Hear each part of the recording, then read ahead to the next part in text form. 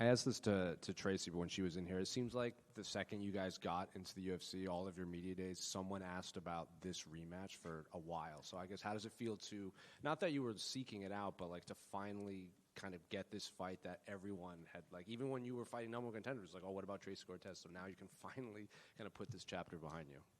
Yeah, I think it's the timing just finally worked out. It was meant to happen. The division's, a little stalled at the top with like the super fights. So I think it just makes sense now. I remember after your first fight against Tracy, you said, maybe you needed to grow after that. So I guess reflecting on that last fight to now, I guess what do you think has been the biggest change in your style or game plan and everything like that? Yeah, I think the biggest change, honestly, is that I just grew up. I was only like 19 years old when I fought her the first time. I was like a kid. So I think I just, grew up, had a lot more experience, really locked in. Yeah, I think that's the growth I've had. And you only get 3 rounds as opposed to 5 that you've had in the past couple of fights. So I guess, does that change anything in terms of preparation or game planning, or is it just like I'm so focused on myself, it doesn't really matter how many rounds there are? Yeah, I feel like I never really care how many rounds there are, but you do need to be prepared that it's going to be a little faster pace. You don't have the extra 2 rounds to kind of plan for, so you need to get it done in those 3.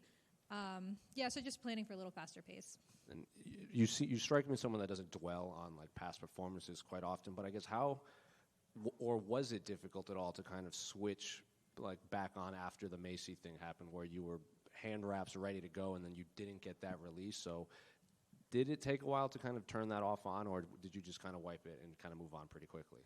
Yeah, no, I feel like I wiped it and moved on pretty quick. I feel like even when it did happen, I almost felt like numb. I was like, how is this even happening? I felt like it wasn't even real. So I feel like that kind of helped me just be able to get past it and move on to what's next. And obviously big title fight in the co-main event. Was it important to not just fight an MSG, but like also kind of be on the same timeline as the either the new champion or the current one?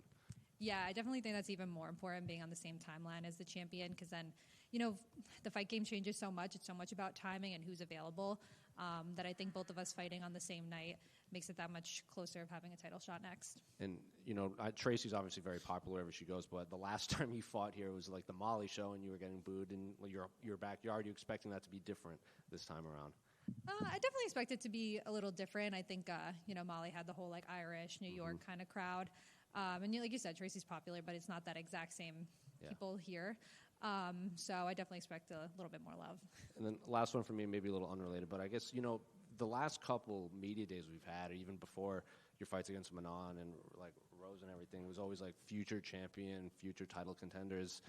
Did that weigh on you at all? Like everyone kind of labeling you a future champion so early in your UFC career? Yeah, maybe in the beginning a little bit, just because I was so young, and that was always like the goal. So it's like, when people start saying that, you kind of get starry-eyed. But it's been a couple of years now of that, and I think I've been able to, absorb it more and really just focus on one fight at a time, and that's what will get you there. Erin, right here. Obviously, this card is absolutely stacked. One of the storylines was that the Beneil Dariush fight got pushed to the main card. Are you surprised that you guys weren't pushed to the main card, being that you guys even ranked higher than those guys? Yeah, I was hoping to be on the main card. I never been on a main card of a pay-per-view before, so I was hoping for that. But it's a stacked card, so I just have to keep working there. Obviously, the first fight was so close. I know there's not much to take because it's such a long time ago, but you've been asked about it so many times. Has that kind of made this a little more personal to kind of prove that you were always the better fighter?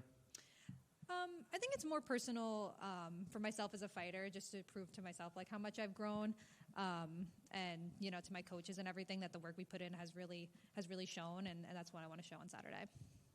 Obviously, the co-main event is in your division. Do you have a preference in who wins? No, I don't really have a preference. I mean, I think Valentina will win, but whoever wins, wins. Obviously, firsthand from your last expected fight, weird shit happens the day of the fight. Is there any way you weigh in on championship weight in case something happens? That's always the goal. I mean, I know I weighed in championship weight last time, and I know I can do it. So, if that was something that was possible, I would definitely make that.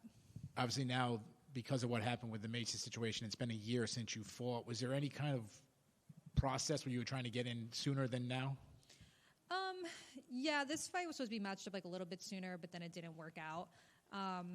Yeah, and I mean, before I made my UFC debut, I was out for like I didn't fight for like 14 months before that, and I was able to go in there and kill that fight. So I'm expecting the same from this one. Good luck to you. Thank you.